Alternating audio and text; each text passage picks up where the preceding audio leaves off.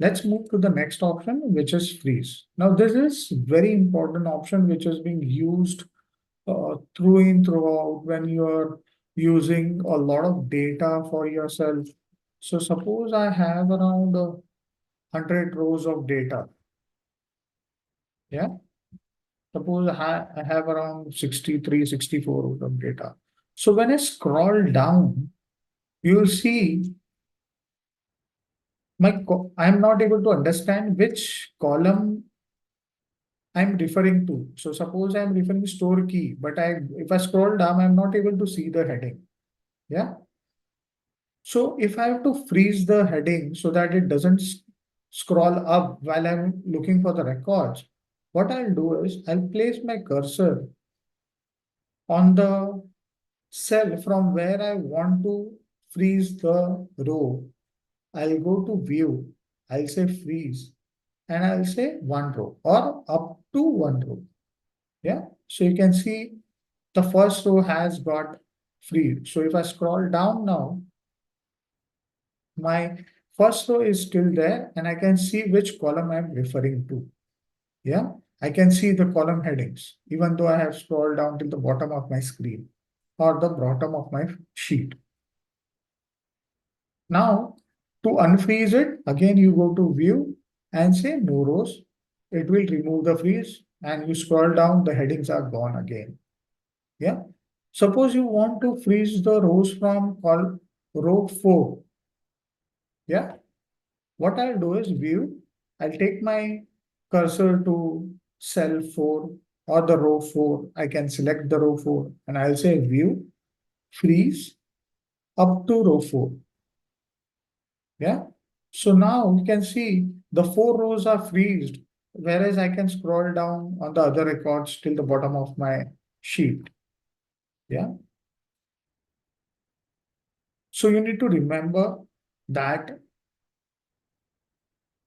the cells would get freeze from the place where you have placed your cursor, or there are other options which are available, that is one row or two rows. If I click one row, it will freeze only the one row. If you click on two rows, it will freeze only two rows. So this is how it happens. Or it will freeze from the row that you have select where your cursor is right now. So if I say up to 4 rows, since it is my cursor is at fourth row, you can see this, my cursor is at fourth row. So it is asking me to freeze up to row 4. If my cursor is at row 6, it will ask me whether I can freeze up to row 6. Yeah. Same way for columns. If I want to freeze my columns so that I can move to the right. Suppose sometimes you have data. I'll just copy more data this side so that you understand the importance. Yeah. Suppose you want to scroll to the right and now you want to know the store key of this record. You will not know it. Again, you have to scroll to the left to find out the store key. What you can do is rather moving to the right, left again and again, I'll just freeze the store key by saying view, freeze, column 1. So you can see the A column has got freeze. Now if I move to right, my store key is still freezed. I can see which record I'm referring to when I'm moving to the right. Yeah. Same way, if I have to freeze two columns, I'll say two columns. This will again freeze two columns. Yeah. Same way as we did for row. Suppose I want to freeze the columns from column D. So I'll place my cursor on column D. Yeah. Go to view, freeze, and you'll see you get an option up to column D. Now my screen has got freeze till column D, and I can scroll right and nothing will move from A to D. Yeah. Same way, if I keep my cursor at F, it will ask me to freeze from up to column F. Yeah. Why we use freeze? You'll ask, this is a simple method, why we use freeze. Usually we use freeze to go through the data when you want to understand the data and you do not want certain columns to be moved when you are trying to understand the data or trends out of it. We use freeze. Yeah. So freezing a screen is very important aspect of data analysis while you are trying to study the data. Yeah. Lastly, we go to the show option. Now, one thing we missed is you can use combination of rows and columns. Now, right now we have free frozen. Let me show you once again, no rows, and I'll say no columns also. Now, suppose I want uh, the store key and product key to be freezed. Also, my first row to be this headings has to be freeze so that either I move to the right or I move down to the lowest row, this column should not move. So I can use combination of freeze of rows and columns. Like suppose I do not want to move the first row or I want to freeze the first row, I'll click on V, freeze, and say one row. Now my row has got freeze. Now what I want is I want my store key and product key also to get freeze so that when I move to the right of the screen, the product store and product key also get freeze. So what I'll do is I can place my cursor on product key and I'll say view freeze up to column D. Yeah. Now whether I go down or go to the right, certain columns or certain rows get freeze based on the selection that I have done. So this is how you use freeze on your sheet. This is very important aspect of any data monitoring or data overlooking uh, process that you do while data analysis. Let's move on to the last option for today. Uh, is the show option. Now, there are gray lines.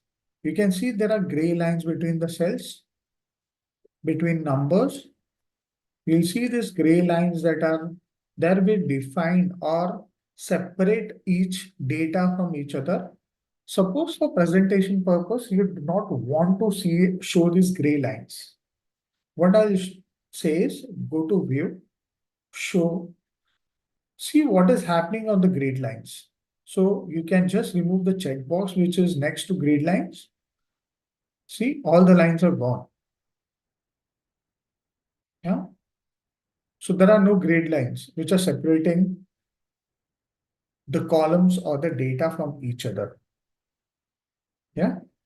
Now, if I want to get back those grid lines, I'll just click on view, show, and I'll say grid lines. You can see the lines, grid lines have appeared again. Same way, show formula bar. So there is this formula bar where you will be able to see on which cell I am and what is the content of the cell. So suppose over here, I have added a formula. So you see the formula here. That's why it's called a formula bar, where you get the actual content of that cell. So where is the formula bar as I told you right now? So here is the formula bar.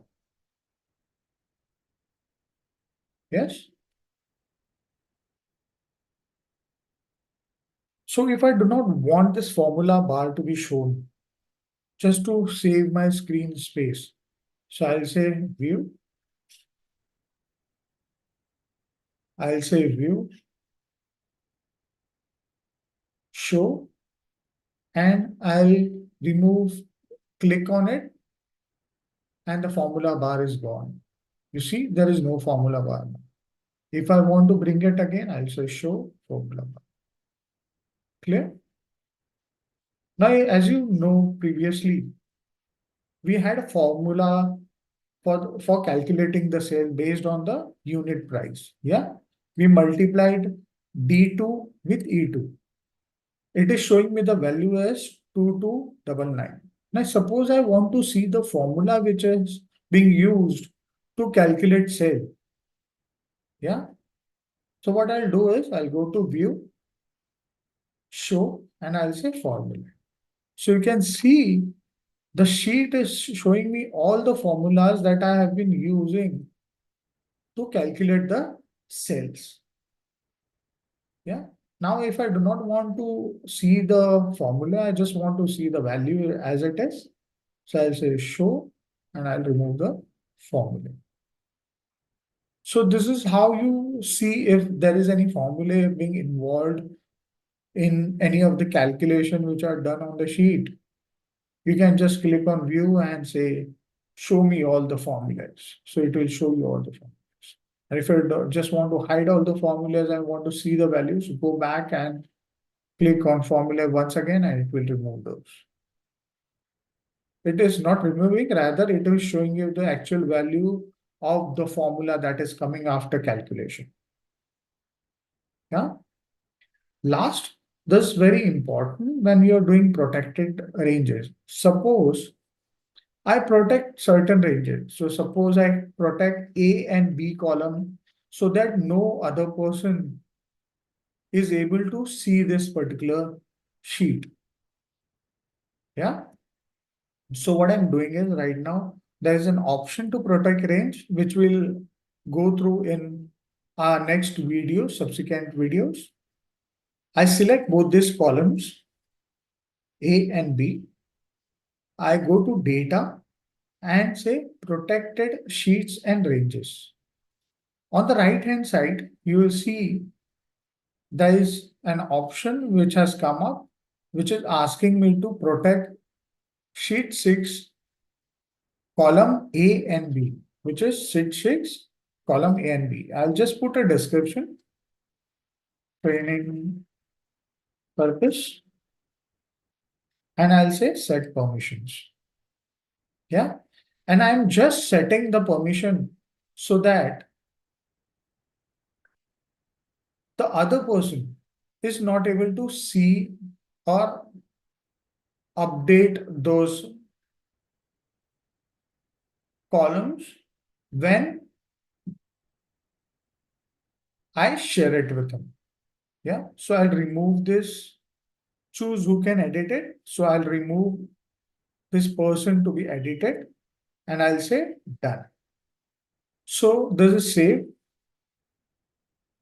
and I'll check whether that person is able to see the sheet or not. So I'll go back, I'll open this sheet with the person whom it has been shared with. Now, to whom the view show for protected ranges will apply to? It will apply only to those people with whom this particular file is shared with. Since I have created this sheet, this will not show anything to me. So if I say view, show me protected ranges, it will not show me anything because for me, it is not protected, but I have protected it against someone else whom I have shared the sheet with. So I go to the person desk and open the file again. So suppose I am opening the file from the person whom I have shared the sheet with. And if I try to find out which are the protected ranges in the file which has been shared with me. So I'll say show protected ranges. And you can see there are lines which has come against A and B. Since these are protected, I cannot change. So if I try to change this range, you see, you're trying to edit protected cell or object. But even though if I'm not trying to edit anything, it clearly tells me that these are protected ranges. I cannot do anything. Clear? Now, this will appear. Again, I'll repeat it. This will appear only to those people who will get the shared file. The owner of the file does not have anything protected for himself. So clicking on this protected ranges option will not have any effect on those A and B column for himself, but for the person with whom he has shared the file, it will show me this grayed lines, which will make him understand that these are protected cells, you cannot touch it. Yeah. So today we went through the entire view option. We saw how to use the show feature. We saw how to freeze panes, how to group or ungroup data. We saw how to hide, unhide sheets. We saw how to zoom a particular sheet or data, or how to make your data full screen for presentation purpose. So that's it. We'll meet in the next session where we'll go through the insert view